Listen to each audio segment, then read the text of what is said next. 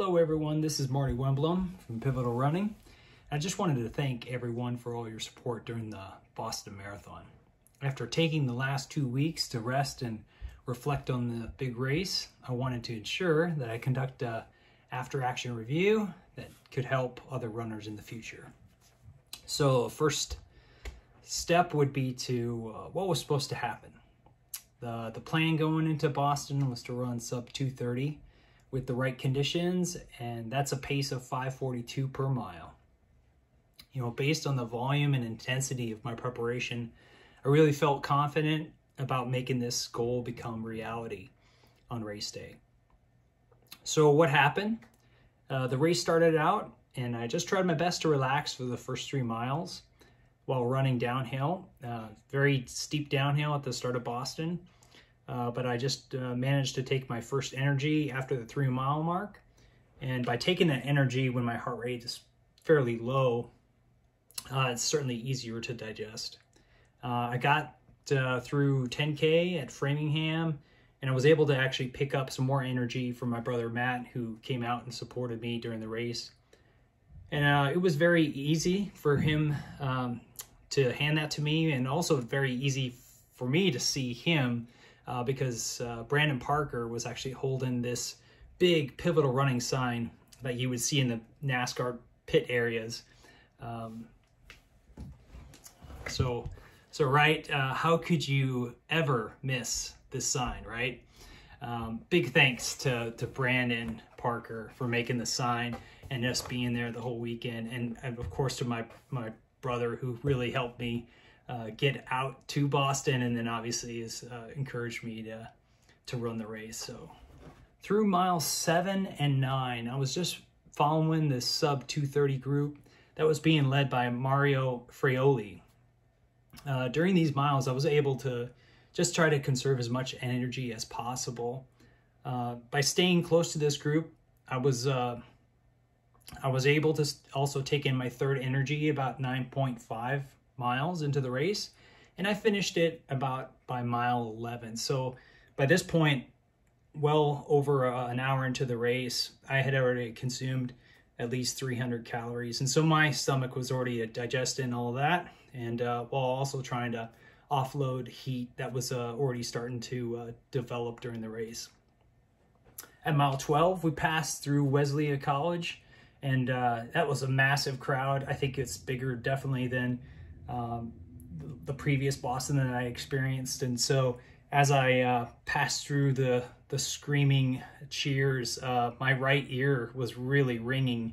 And so I don't think I ever maybe got that close previous Boston experience, but it definitely was pretty cool to get, all that encouragement. I took more energy at mile 13, and coming through the half marathon split, I was 1:15:38. Just 10 seconds ahead of me, I could see Mario Frioli, and so I wanted to work my way up to run beside him.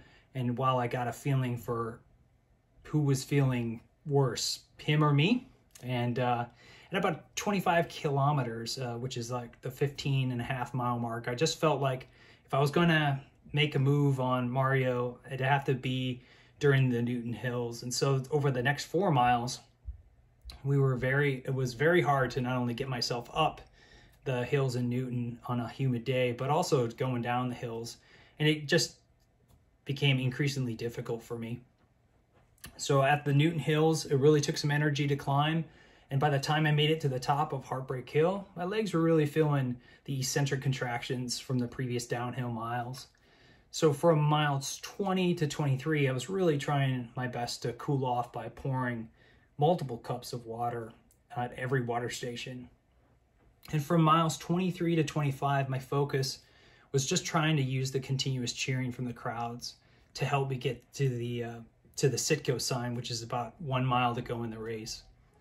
During the last mile, I just thought of all the people that helped encourage me to keep running in my life. And as I turned that final left-hand turn onto Boylston Street, I was just smiling.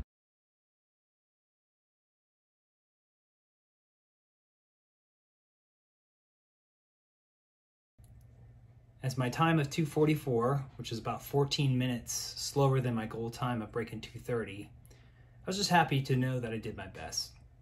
Additionally, I was able to beat Mario Frioli, so now we are tied 1-1, as he previously had beaten me at the California International Marathon with his 2:27 to my 2:31.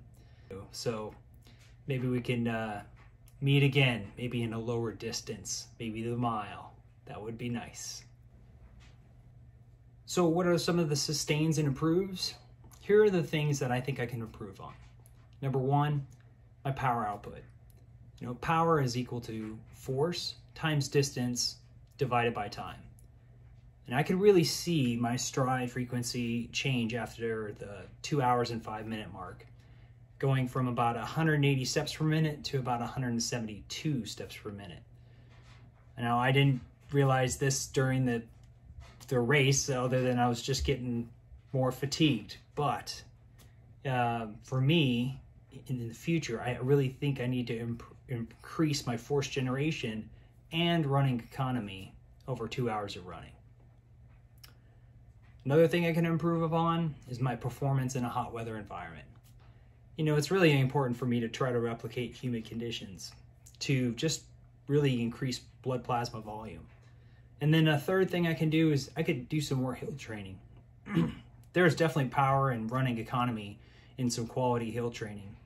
And I think I came in a little underprepared during this last race for that. Here are the things I definitely want to sustain.